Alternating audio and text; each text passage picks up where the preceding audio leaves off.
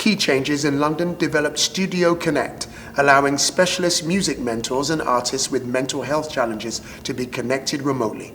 This was accompanied by online and socially distant choirs and workshops for participant artists living in high-risk settings, and an independent record label for artists with lived experience of mental health challenges. The most impressive thing about Key Changes is how the organization managed to give relevance to its principle of inclusion and equity despite the whole world focusing on COVID-19 crisis. And this is more than fundamental in a society that is always more often focused on itself without considering those individuals that are stressing to get comfortable in it.